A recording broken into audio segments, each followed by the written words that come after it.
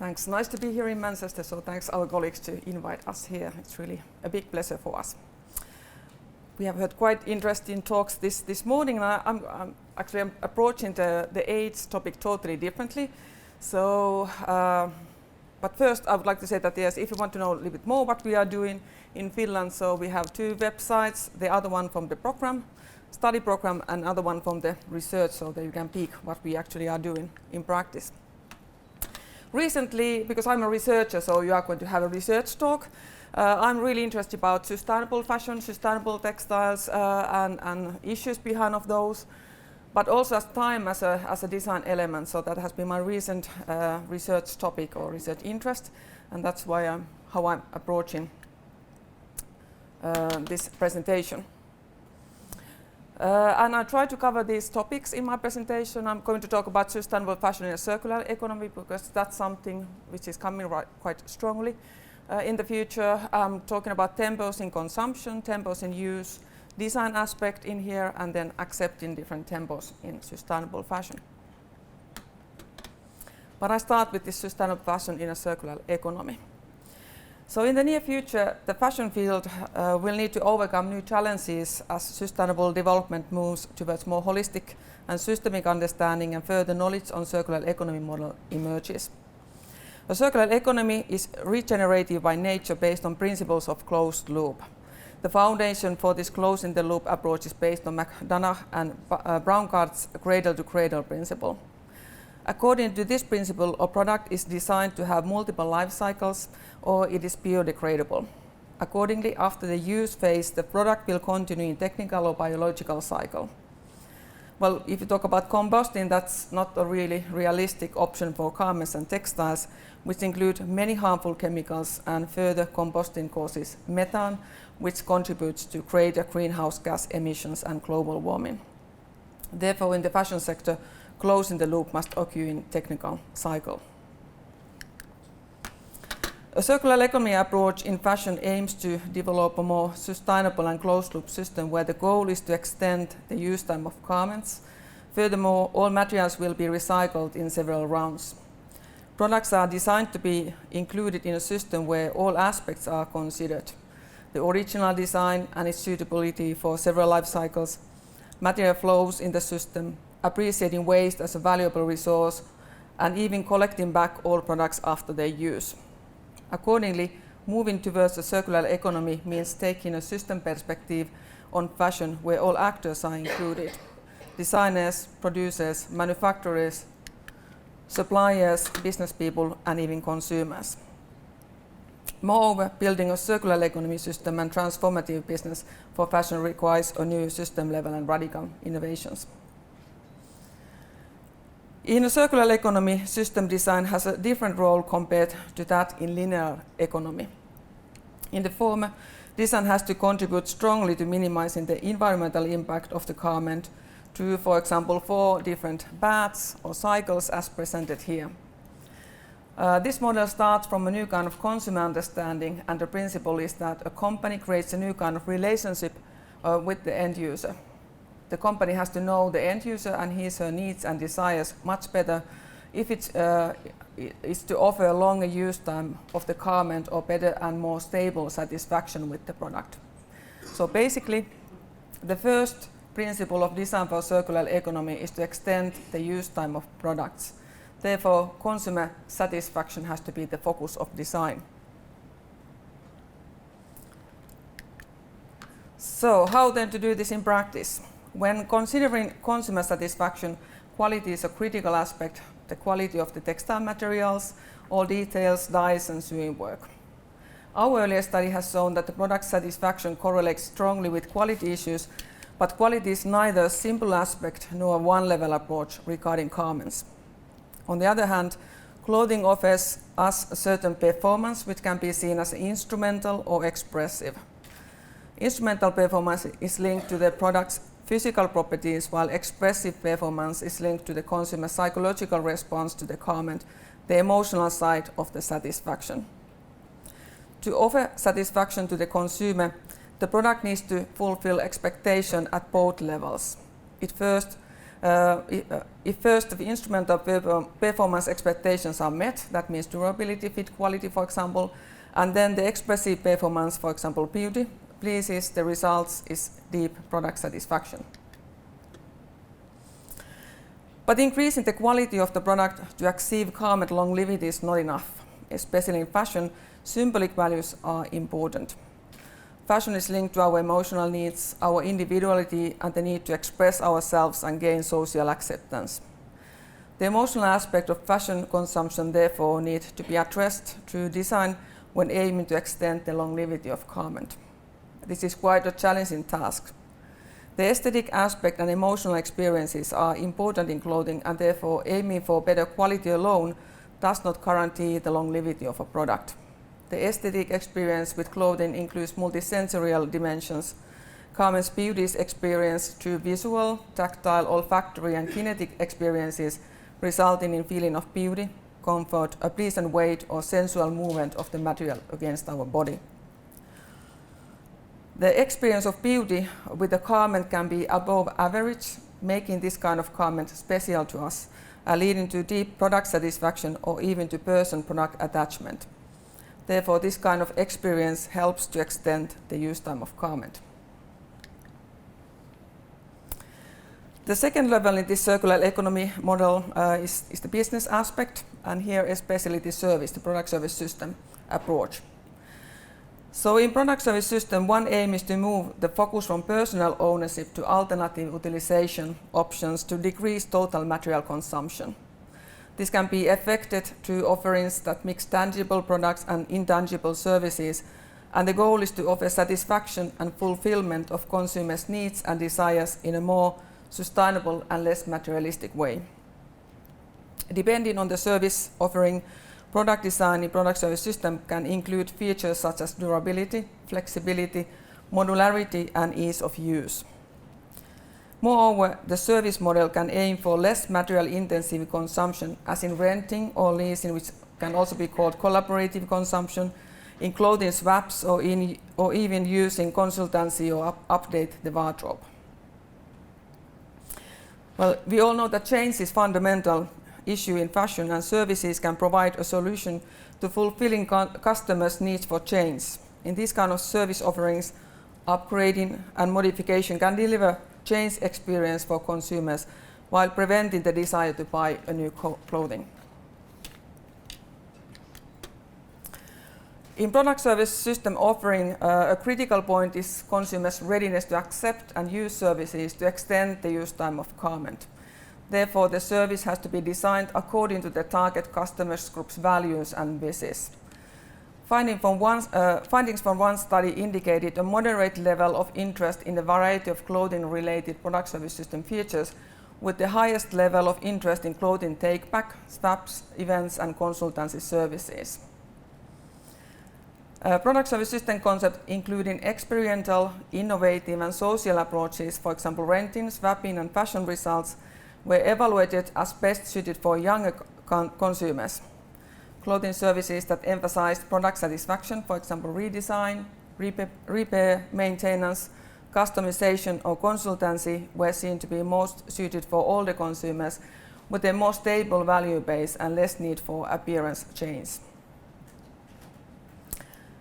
In developing product service system, the service element has to be included in the product design and business model from the beginning. This approach changes the design criteria. For example, the need for high quality in renting services to keep the product in use for extended time. From the business viewpoint, the product service system will not succeed if the service is a simple add-on and not a fundamental goal in product design and in the business model. Third cycle in here is the design for reuse in manufacture. While taking the remanufacturing approach necessitates a completely new model for garment design and construction. Here the garment construction should be based on modularity, and it should be able to be updated or modified. In principle, broken components should be able to be replaced and the product be restored to its original state. In the fashion sector, this is a big challenge. Here, product service thinking offers the possibility to create services to mend damaged garments, update them or modify them, and these aspects could be included in the business model. In the ideal case, the original garment has to be designed and manufactured in a manner that makes it possible to recycle all parts. One example of modularity is a modular concept design here, created by Essi Karel, one of our master thesis work is this, and the outcome is combination of fashion design concept based on modularity and product service system. The core value is in the service, where a customer can take back the garment to the store, so it will be updated or transformed. The idea is to create fashion design that includes a service aspect. This creates a new kind of system that is not linear, which is this linear makes make, use, and dispose, but actually there's some kind of closed loop idea. So the garment is constructed from models which enable the garment to be unstitched and reassembled, resulting in different looks. The service can offer sustainable satisfaction for fashion change based on modular design, and moreover, the model can provide new profit-making possibilities for the fashion designer in the reassemble stage. Then the fourth cycle is the design for material recovery. Well, we all know that in linear system, all products end up as a waste. Textile material has long been recycled, but it's mainly downcycled into lower value products, for example, filling or insulation materials. So we need to foster new appreciation of all materials at the end of product's life and see waste as valuable raw material for the next round. Here we need new innovative technologies on how to use waste materials.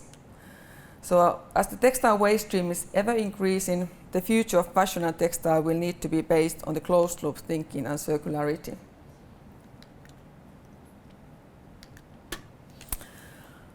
In a closed loop system, garments are recycled into new fibers and further into new yarns. Currently, closed loop examples remain. Well, we have a couple of ones existing.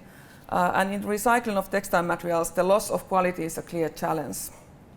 Pre-consumer waste is easier to recycle than post-consumer waste. Manufacturing offcuts mean this pre-consumer waste can be collected in the factory and respun with the help of virgin materials into new yarn, and this practice is more common than using post-consumer waste. But the amount of post-consumer waste is huge and still increasing, so this waste stream should also be used. Here the problem is collecting and separation, where issues include chemicals, unknown fiber content, low quality, and therefore the predicted end quality from this origin is uncertain. Recycling of textile materials can be done through a mechanical process, for example for wool and cotton, or through a chemical process for viscose and polyester. A mechanical process means that fabric is broken down into fibers through a mechanical process, cutting, shredding and carding, and then spun into new yarn or used in other way in a new product manufacturing.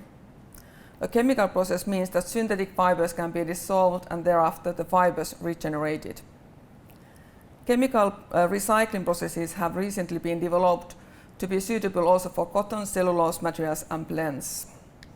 But it remains quite challenging and needs further development. And this trash to gas project is actually one of those projects that we are also involved, and it's a big European Union funded project where there are 19 partners from 9 different countries, also quite heavily textile industry involved. And there we actually are searching new ways to recycle cotton, viscose, polyester, but also blends. So then when returning back to this tempos aspect, I want to start with this consumption side. So we all know that actually garments use time have shortened. We all own a lot of garments and actually we use them shorter than previously. This is one study done in Finland where we were asked the shortest use time of garments from respondents. And as you can see, so quite many even said that they have used some garment less than 1 month. But we also have one study from Netherlands which showed that average piece of clothing stays in the wardrobe 3 years and 5 months.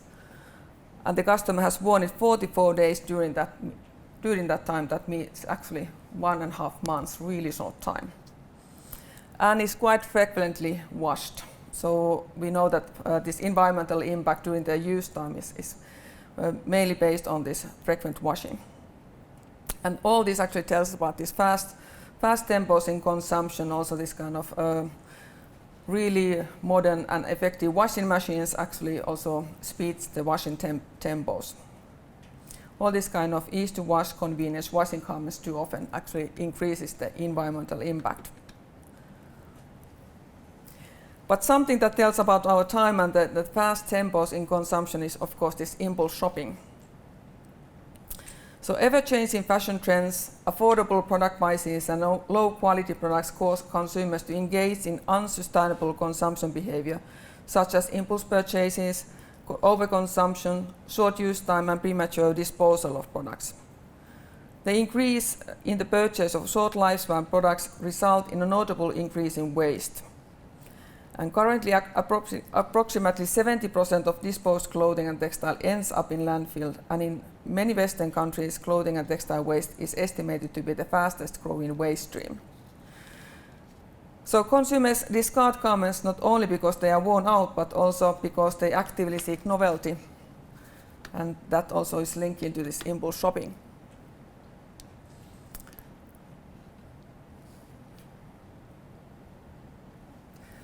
Impulse shopping is one common practice in the field of fashion. So 24% of all consumers felt that their latest garment purchase was based on impulse. Yet the value base of consumers also has an effect on this. Sorry, so it is the right one. So if the consumer has a more like is interested about these ethical issues, they do less this impulse shopping compared to average consumers.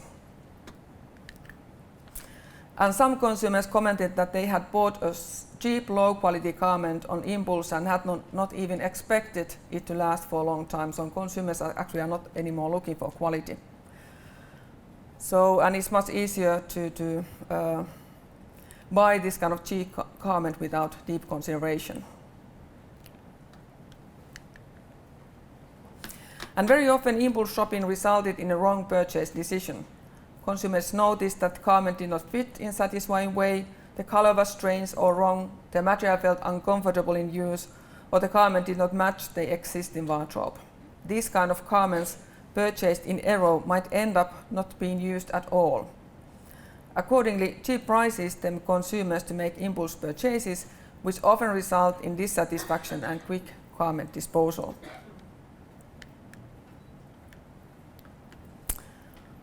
So we know that we own a huge amount of clothing, which only some are in frequent use and some just stays in the wardrobe waiting for some better days to come.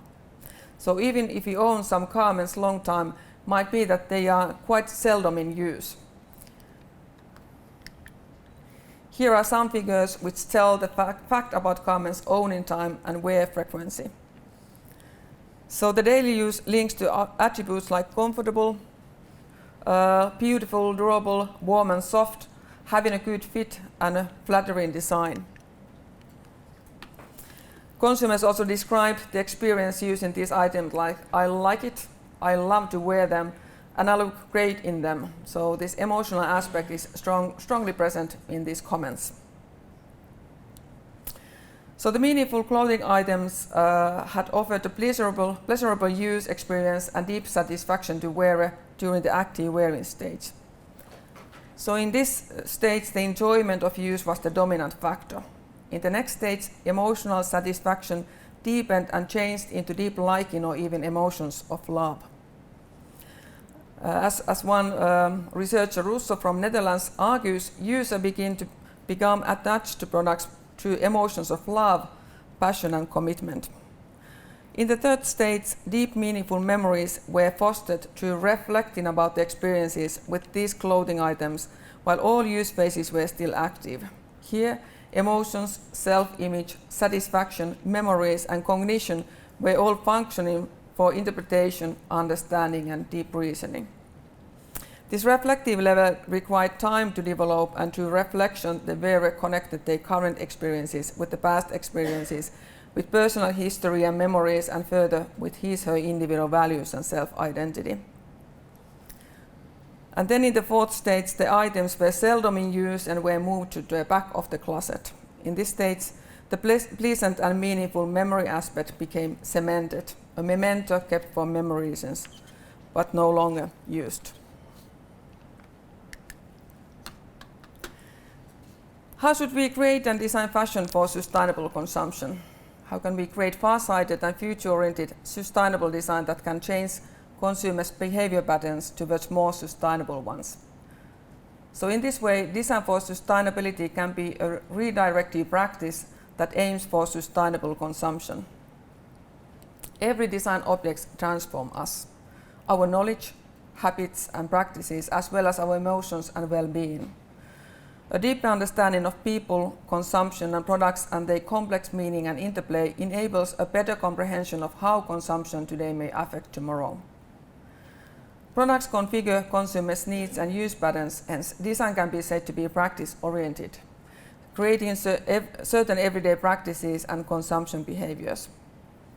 Current design and manufacturing systems stimulate only consumerism and disposable products. In this way, designers and manufacturers are also responsible for the unsustainable consumption behavior of consumers. Therefore, designers have to evaluate how each design decision affects on consumers' consumption patterns. Understood in this way, sustainable design can be a redirective practice that aims for sustainable practices in consumption. But we all know that consumption and consumerism lie at the core of Western societies. Consumption is an important function in people's everyday life. Current consumption patterns are strongly connected to current industrial manufacturing systems, economic systems, and the underlying economic values supporting this unsustainable ways and very fast system. Therefore, we should also create a system that offers other kind of emotional experiences and satisfaction than those provided by buying a new stuff. For example, such a system could be introduced through a new kind of radical, holistic and system thinking that includes product service systems. It is extremely difficult to sustain the value of a product in a time context. Walker and Chaplin identified the following values in artifacts: monetary or exchange value, use value, these practical functions, artistic value, this aesthetic quality, and personal or sentimental value, this emotional side. In some cases, the aesthetic value may last if the product is not too fashionable and it ages in an aesthetically pleasing way. Furthermore, personal memories can increase the emotional value of the product.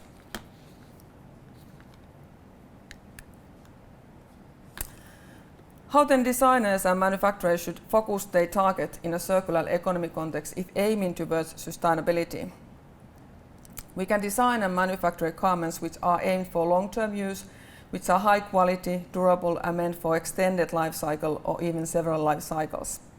Or we can design and manufacture garments which have optimized life cycle and which stay intensively used but only short time and which are easy to recycle. It is even possible to design clothes that do not need washing or ironing at all, and their quality and style can be optimized for the real lifespan of the clothes. With the right kind of design and material choices, clothes can be designed so that they last a certain time of use, and after use they can be recycled.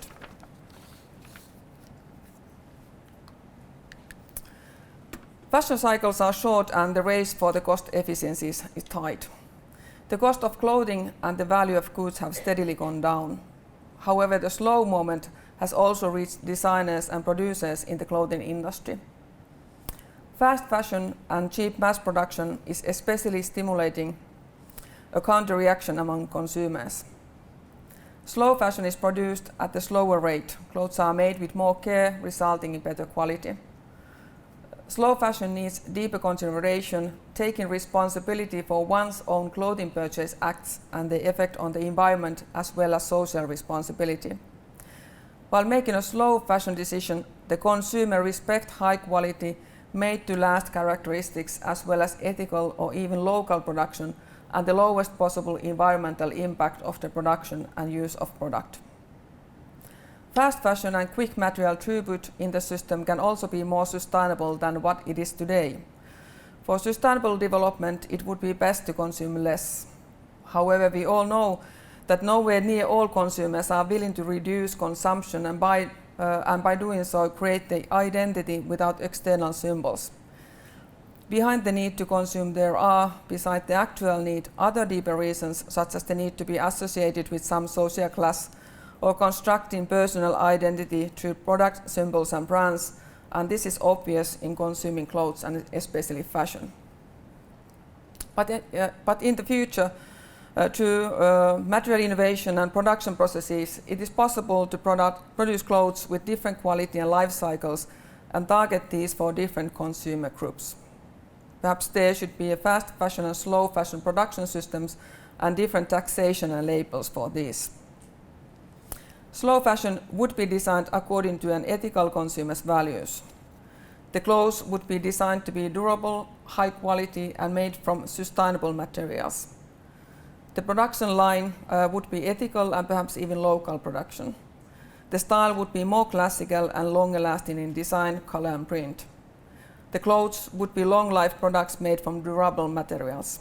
The material choices would be optimized so that the clothes need very little maintenance, especially washing. Some materials and clothes would also be reused and even recycled into new textile materials. Multifunctionality and modular structure is important, and producers can also offer new service concepts such as repairing, recycling, changing, renting and leasing clothes. Fast fashion would be directed towards the younger generation, and it would be based upon their need to consume and build identity with fashionable items. This might mean new sustainable clothing materials which are optimized for the real lifetime of the product. Perhaps they are used only for 6 to 12 months, and they are then recycled into new materials. They are mainly made from recycled materials and not virgin ones. There would be a good recycling system for these clothes, or they could be biodegradable. Perhaps they would not need to be washed at all during their short lifetime. So in the future, we all have to satisfy our needs in a longer lasting manner than by consuming products. This means a huge step and change in our behavior. Future consumers want to feel good about their consuming behavior, yet the concept of feeling good and happiness may change in the future. Perhaps consumers will make a selective purchase decision according to their inner ethical value. Consumers may even feel good when avoiding shopping, fashion and external processes of identity construction. Consumers may also feel good when changing the purchasing decision to renting or other services. So to conclude, design in different tempos in garments and its use might be the future's fashion. Thank you.